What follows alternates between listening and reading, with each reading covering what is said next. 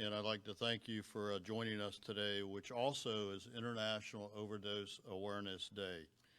It is befitting that the poison peddler and first-degree murderer Joseph Colin pleaded guilty and was sentenced to 30 years in state prison today for selling a fatal illegal drug resulting in the death of a beautiful and young 23-year-old woman, Savannah DeAngelis. While we can never bring Savannah back to her family, and I cannot imagine the pain that you are bearing, I hope today brings you some closure knowing that the person that sold the illegal drugs and took Savannah away from you is going away for a long time. While 30 years is a long time, it's still not enough when you know he sentenced Savannah to death by his actions to make a buck. These cases are difficult to make, and I would like to commend our major case unit, specifically lead investigator Detective Nicole Quintieri and State Attorney R.J. Larizza and Assistant State Attorney Jennifer Dutton for prosecuting this case and seeing it through to conclusion, even during a pandemic. Before I turn this over to our state attorney, I have a message to these poison peddlers. We investigate every overdose, and every fatal overdose is investigated as a murder. We are going to arrest you for murder every time we can, and we have a number of cases pending with the state attorney's office now. We are going to get you. So my advice to you is get out of Flagler County, as we will do our best to put you in prison. Finally, in the last 20 months, deputies have responded to 224 overdoses, and we have deployed 115 doses of Narcan, saving countless lives. We have investigated 27 fatal overdose deaths. As you can see from those numbers, we have a drug addiction problem in Flagler County. Not as bad as some other areas, but one overdose or one death is one too many. We need more treatment facilities and programs available in Flagler County. The state needs to better fund treatment programs and residential beds. The addiction is a medical problem that needs to be solved with treatment.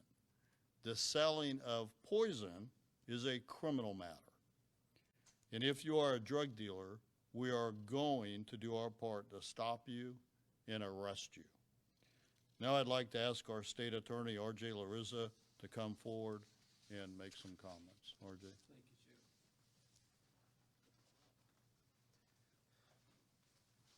Joe. Good afternoon, folks. First, I'd like to thank the DeAngelis family for being here. It takes a lot of courage to face what they've had to go through, and then to stand up and do what they've done to try and make a difference beyond this one particular case. I applaud you for that, and I think you're an inspiration to other families, and I appreciate it personally. One of the things about this case that really bothered me and got my attention was that this defendant, Colon, had sold to two other individuals who had overdosed, and they almost died. By the grace of God, they survived. But these overdoses were prior to the overdose that took an innocent life. And so I think that that's something that was worthy of consideration when we were working out what would be an appropriate sentence. All of these cases are unique and individualized, and they're treated on a case-by-case basis. But I truly believe today, working with the family, working with law enforcement, working with the attorneys, and working with our office, that we came to a resolution. While it's not going to make anybody happy, because let's face it, there are no winners in this type of case. At least there was accountability. And sometimes in the criminal justice system, that's about all you can hope for. And I believe we achieved that today. Thank you.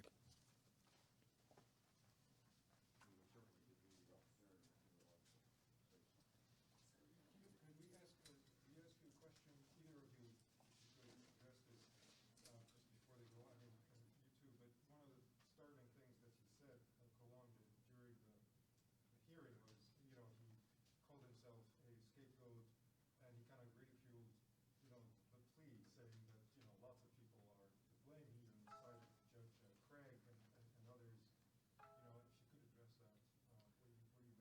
I don't put any credence in that. I think this man knew exactly what he was doing when he entered the plea.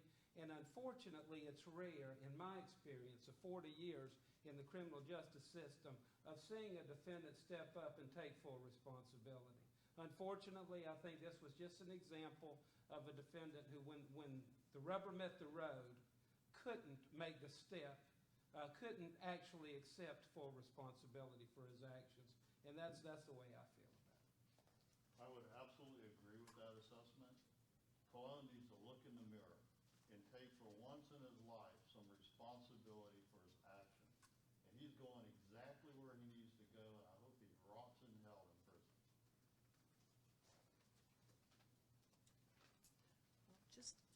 Just for the record, one of the people that were left behind to die that survived, I happen to know this woman suffered a permanent hearing loss from her overdose.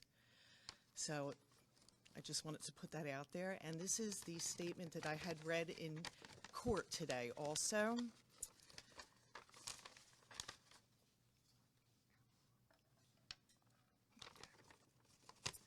Thank you for the opportunity to address the courtroom. As everyone who is present today knows, we are here because of a devastating family tragedy when we lost our precious daughter, Savannah, to a drug overdose. Nonetheless, as we moved on through that journey, God put many caring and determined people in our path. We would like to thank these people now. Thank you, first responders and deputies who were the first on the scene, for your diligence and kindness at the same time. Thank you to Sheriff Staly for creating a professional and compassionate department. We have such respect for all of you for our much needed law enforcement. Also, thank you for allowing what was needed in your department to take this case to the next level. Thank you to Detective Nicole Quintieri for your persistence and tenacity in getting this case to the next level. Underneath that uniform is an angel who is much needed. Thank you to our advocate, Nadia, for keeping us informed and being so kind. Thank you to our State Attorney's Office, R.J. Larizza, State Attorney, and Jennifer Dunton, Assistant State Attorney. Thank you for your tireless work in getting this case to the forefront and accomplishing something that has been unprecedented in Flagler County and the 7th Circuit, a murder conviction for a drug dealer. There is justice. As a parent, grandparent, and member of the Flagler County community, I have been witness to the drug problem we have in this county and how insidious it is, as it is everywhere in our nation. For the past 2 years, I've chosen to join the crusade to control and hopefully one day end this problem. I am the chairperson of the Education and Prevention Committee on the Flagler Countywide Opioid Task Force, as well as the newly formed Flagler Open Arms Recovery Services. There is so much work to be done in so many ways.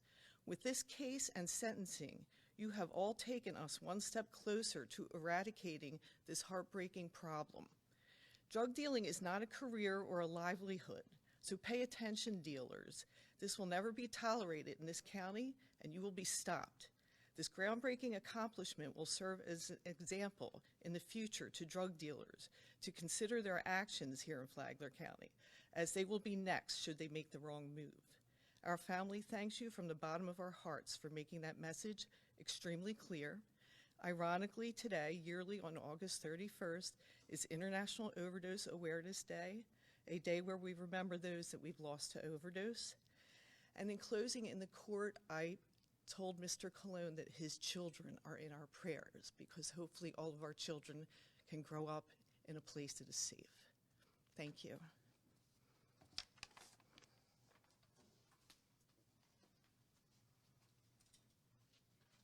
Got any other questions? Can you tell us some more about the prosecutions you might have in the pipeline? Consider the number you just told us about, the number of overdoses. It's a very large number, but at the same time, Cologne is the only case of its kind that we've seen in the last 2 years. So as I mentioned, these cases are very difficult to build. We have had 27 fatal overdoses in 20 months. And I can tell you that we work every one of those as a murder investigation. And I can tell you that we are near conclusion on some pending cases. But that's as far as I can go into that at this point, because there are other legal steps that have to be taken. But just know, if you're a poison peddler and you're selling this stuff on the streets of Flagler County, we're coming after you, and we're not going to rest until we apprehend you. And if you kill someone in the process, you're going to go to jail, hopefully convicted of first-degree murder, and off to prison. This was the first case in Flagler County charged, and it has resulted in a guilty plea, which I think is a testament to Detective Nicole, the HIU unit from the State Attorney's Office, which is the Homicide Investigation Unit, our forensics, FDLE's forensics, and the list goes on. That's what it takes to bring these cases to a successful conclusion, and we won't stop until we resolve and solve 27 overdose deaths. Sheriff, this might be a question for you, this might be a question for the state's attorney. You talk about how this is the first time in Flagler County where you've had a conviction from a drug overdose and charged as a homicide. Do you hope that this can establish a precedent going forward? And if so, can you explain how you hope to establish a sort of legal precedent to pursue these people in the future?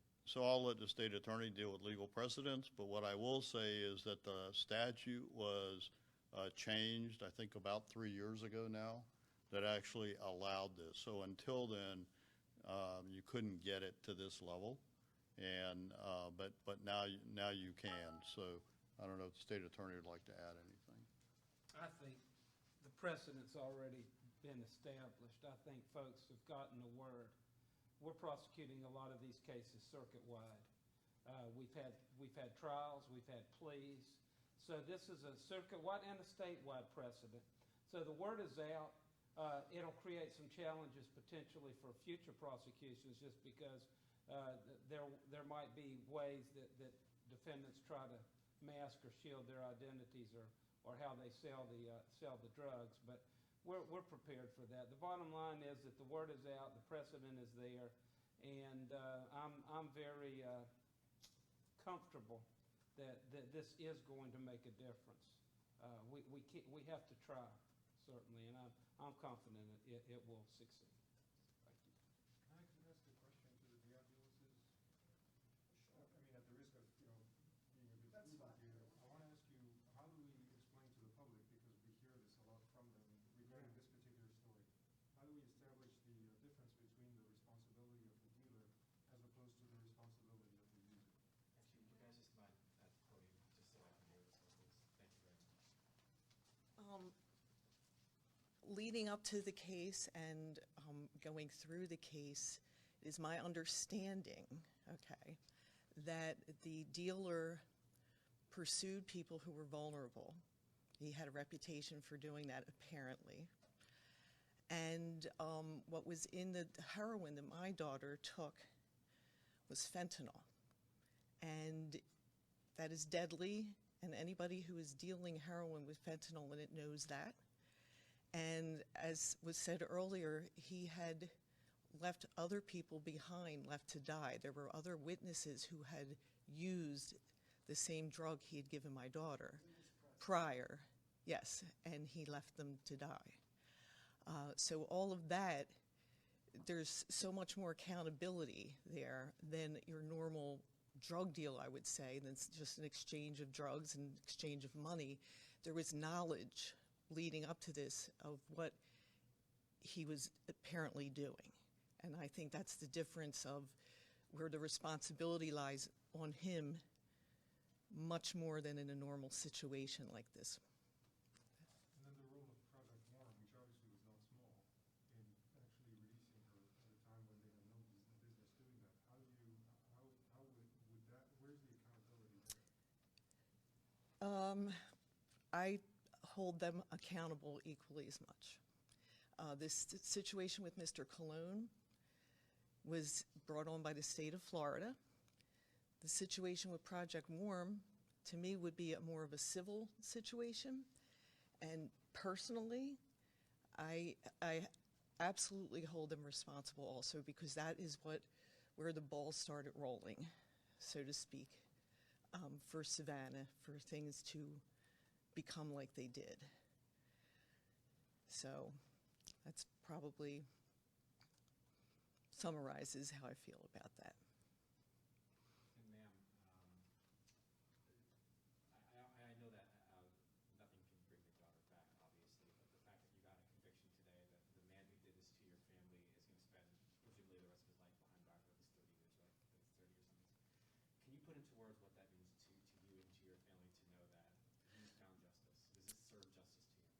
It does, and furthermore, not even regard to justice for us, but it to me, it's a positive thing because in the future, other people will consider before they take the same kind of actions, and I think that it will, in the long run, help many families in Flagler County not to go through what we have, because I think dealers, if they're smart, will stop and think about what they do. I mean, if there are 10 dealers out there and it deters one person from doing this, I feel that the job has been done. And I just want this to be a safe community after what we've gone through, and that's what I try to work on myself, and everybody around me here has worked on that, and I think we're going to make a difference. And that's really important to us in light of what has happened.